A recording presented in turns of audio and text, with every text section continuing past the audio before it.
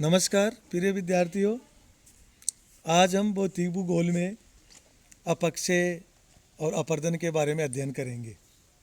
अपक्षय और अपर्दन बाह्य जात बल में सम्मिलित किए जाते हैं। इससे पहले मैंने आपको विभिन्न प्रकार के अंतर्जात बलों के बारे में समझाया था। आज मैं आपको बाह्य जात बलों में सर्वप्रथम अपक्षय के बारे में अध्ययन कर रहे हैं। भूपटल पर अंतर्जात बल तथा प्रक्रम द्वारा उत्पन्न विषमताओं को दूर करने का प्रयास विभिन्न प्रकार के बाह्य जात या बहिर्जात बलों द्वारा समतल स्थापक कार्य किया जाता है, इसलिए इनको समतल स्थापक बल भी कहते हैं। इन्हें विनाशात्मक बल भी कहते हैं। इन प्रक्रमों द्वारा स्थल रूपों के विनाश या घर्षण की क्रिया के साथ साथ पदार्थों के निक्षेपण द्वारा भी अनेक प्रकार के स्थूल रूपों का निर्माण होता रहता है। कई भूगोलवेताओं ने अपक्षय को परिभाषित भी किया, जैसे मोंकाउस ने कहा है, जैसे ही पृथ्वी के धरातल का कोई भाग दूसरे भाग की तुलना में ऊपर उठता है, इनके लक्षणों का अनाच्छादन के विभिन्न बलों द्वारा रूपांतरण होने लगता है।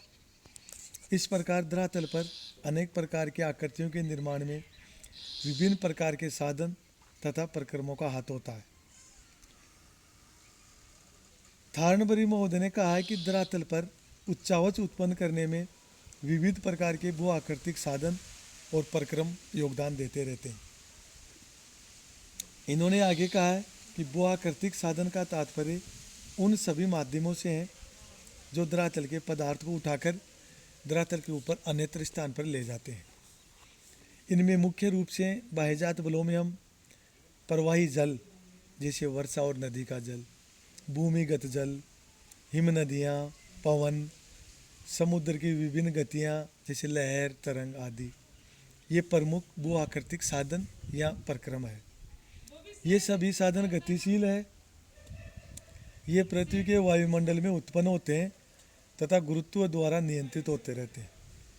ये सभी साधन धरातल के बाहर या ऊपर सक्रिय होते हैं, इसलिए इनको हम बहिर्जात या बाह्य जात बल कहते हैं। गतिशील साधनों के द्वारा संपन्न होने वाली विभिन्न प्रक्रियाओं को हम भू आकृतिक प्रक्रम कहते हैं। वास्तव में स्थलाकृति के विकास में भू आकृतिक प्रक्रमों का महत्वपूर्ण स्थान होता है। डेविस महोदय ने भी स्थलाकृतियों के निर्माण में संरचना, प्रक्रम तथा अवस्था का महत्वपूर्ण योगदान माना है। अर्थात डेविस ने कहा है कि जितने भी स्थलाकृतियाँ बनती है उनके निर्माण में मुख्य योगदान उस धरातलीय संरचना, वहाँ पर विभिन्न प्रकार के जो संचालित हो रहे हैं प्रक्रम या साधन या बहिर्जात बल, और अवस्था यानी समय, जो पूर्ण समय लगता है, उसको इन्होंने महत्वपूर्ण माना है। बाह्यजात प्रक्रम धरातल के ऊपर सक्रिय होने वाले बाह्यजात बल या शक्तियों द्वारा संपन्न होते हैं। बाह्यजात बल धरातल पर पाई जाने वाली विषमताओं को दूर करके उसे सपाट बनाने का कार्य करते हैं। इस प्रकार धरातल की काट छांट में संलग्न उन साधनों को विध्वंसकारी बल भी कहा जाता है। अनाच्छादन धरातल पर सेलों को काट छांट, घिसने तथा क्षीण बनाने की क्रिया अनाच्छादन कहलाती है। अनाच्छादन को भी मोंकाउस ने परिभाषित करते हुए लिखा है, अनाच्छादन में उन सभी साधनों के कार्य को सम्मिलित करते हैं जिनसे भूपटल के किसी भाग का पर्याप्त विनाश, अपव्यय तथा हानि होती है। इस उपलब्ध पदार्थ का अन्यत्र निक्षेप होता है तथा इससे अवसादी सेलों का निर्माण होता है। अर्थात अनाच्छादन में विभिन्न प्रकार के जो बहिर्जात बल है, नदी, पवन, हिम नदी, ये किसी स्थान विशेष के पदार्थ को काटती है, काटने के बाद उसको लेके जाती है और ले जाने के बाद किसी अन्यत्र स्थान पर जमा कर देती है। इस सारी प्रक्रिया को हम अनाच्छादन कहते हैं। अनाच्छादन की क्रिया में मुख्य रूप से दो प्रक्रियाएं होती है, एक तो निम्नीकरण डिग्रेडेशन और एक उच्चयन एग्रेडेशन। यद्यपि डेविस ने दोनों का अंतर स्पष्ट करते हुए लिखा है कि स्थल रूप विकास के चक्र का पूर्वार्ध प्रक्रम अनाच्छादन है, जबकि स्थल रूप विकास का उत्तरार्ध प्रक्रम निम्नीकरण है। कुछ विद्वानों ने भूपटल के अनाच्छादन के लिए समतलीकरण शब्द का भी प्रयोग किया है। क्योंकि ये धरातल को ऊंचे उठे भाग को काटकर नीचे स्थित भाग में ले जाके जमा कर देती है, इसलिए ये समतलीकरण का कार्य भी करते हैं। भूपटल के अनाच्छादन में दो प्रकार के प्रक्रम गतिशील होते हैं, एक स्थैतिक और दूसरे गतिशील। स्थैतिक के अंतर्गत वे प्रक्रियाएं आती है जिनसे सेलों की अपने ही स्थान पर टूट फूट होती रहती है। इन प्रक्रमों से सेलें ढीली पड़ती है तथा चट्टानों का चूर्ण बनता है। इस क्रिया को अपक्षय कहते हैं। गतिशील प्रक्रम गुरुत्व, प्रवाही जल, वर्षा, नदी, भूमिगत जल, पवन, हिमानी, लहरें आदि साधन सेलों को तोड़ते फोड़ते हैं तथा अपक्षित पदार्थ को उठाकर अन्यत्र ले जाकर निक्षेपित कर देते हैं। वृहद क्षरण तथा अपर्दन के इस प्रक्रम श्रेणी में ही आते हैं। अपक्षय पृथ्वी के 4.6 बिलियन वर्षों के इतिहास में यदि हम देखते हैं तो भौमिकीय प्रक्रमों द्वारा भूपटल का सतत रूप से परिवर्धन एवं परिमार्जन हो रहा है।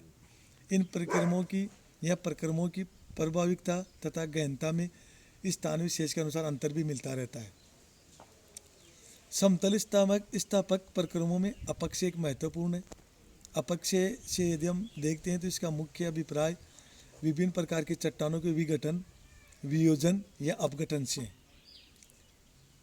अर्थात अपक्षय के अंतर्गत उन क्रियाओं को सम्मिलित किया जाता है जिनके द्वारा भूपटल के ऊपर या उसके निकट की सेलें टूटती, क्षयित या अपक्षयित होती है या विदीर्ण होती है। अपक्षयित पदार्थ सामान्यतः अपने स्थान पर रह जाते हैं जब तक कि अपर्दन के साधनों द्वारा उनका परिवहन नहीं होता है। बहता हुआ जल, पवन, हिम ये सभी साधन अपक्षयित सेल पदार्थों को अन्य स्थानों पर स्थानांतरित कर देते हैं। इस प्रकार अपक्षय की क्रिया अपर्दन की भूमिका या आधारशिला का निर्माण करती है। अपक्षय क्रिया में दो मुख्य तत्व हैं। अपक्षय का संबंध स्थैतिक क्रियाओं से होता है, अर्थात सेलों का अपने स्थान पर ही टूट फूट या विदारण होना। दूसरा है इसमें आवश्यक तत्व विघटन तथा वियोजन। भौतिक प्रक्रियाओं जैसे तुषार क्रिया, अपदलन, ताप परिवर्तन आदि के द्वारा सेल ढीली होकर विखंडित होने की क्रिया को हम विघटन कहते हैं, जबकि ऑक्सीकरण, जल अपघटन, जल योजन, कार्बोनेशन आदि रासायनिक क्रियाओं द्वारा सेलों के कमजोर तथा ढीले होकर टूटने की क्रिया को हम वियोजन कहते हैं। अपक्षय को भूपटल की अनावृत सेलों को प्राकृतिक कारकों जैसे यांत्रिक विधियों द्वारा विघटन तथा रासायनिक विधियों द्वारा वियोजन के रूप में प्रभावित करने वाले प्रक्रम के रूप में भी जाना जाता है। अपक्षय उन सभी भूपृष्ठीय प्रक्रमों के कुल प्रभाव को कहते हैं जो सेलों के नष्ट होने, विघटन की दशा में लाने हेतु सहायता करते हैं, बशर्ते कि उसमें वृहद स्तर पर ढीले पदार्थों का परिवहन सम्मिलित नहीं होता है।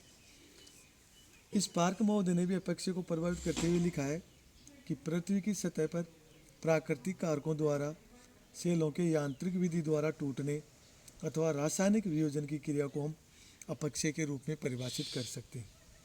इसके अनुसार अन्य कई भूगोलवेताओं ने जैसे लोबेक, उलरिच, फिंच एवं ट्रिवार्ता, स्ट्रालर आदि ने भी अपक्षय को परिभाषित किया है। अपक्षय को प्रभावित करने वाले कारक ऐसे बहुत से कारक हैं जो अपक्षय की क्रिया को अधिक या कम करते रहते हैं। लेकिन अपक्षय में दो मुख्य प्रकार के प्रक्रम होते हैं।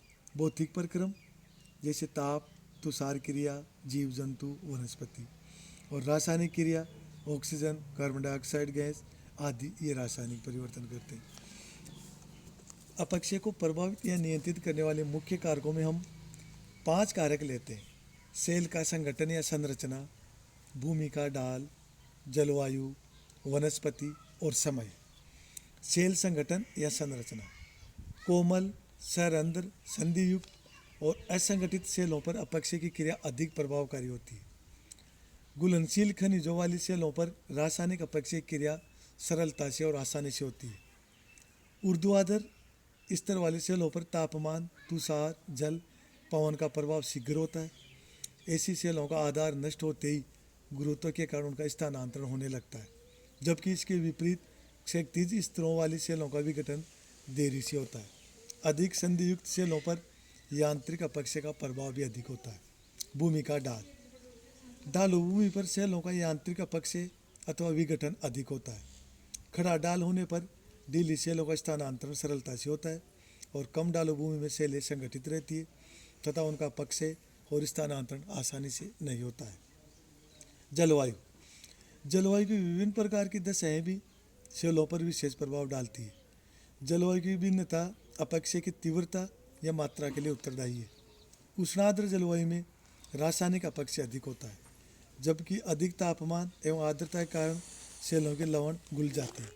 इसके विपरीत उष्ण एवं शुष्क रेगिस्तानी दशाओं में अधिक तापमान के अंतर के कारण सेलों का प्रसार एवं संकुचन अधिक होता है, जिससे उनका यांत्रिक अपक्षय तीक्ष्ण होता है। वनस्पति सेलों के अपक्षय में वनस्पति की भी मुख्य भूमिका होती है। वनस्पति अपक्षय का एक कारक भी है तथा बाधक भी। वास्तव में वनस्पति की जड़ें मिट्टी को बांधे रखती है, इसलिए मिट्टी का अपरदन रोकने के लिए वनारोपण किया जाता है।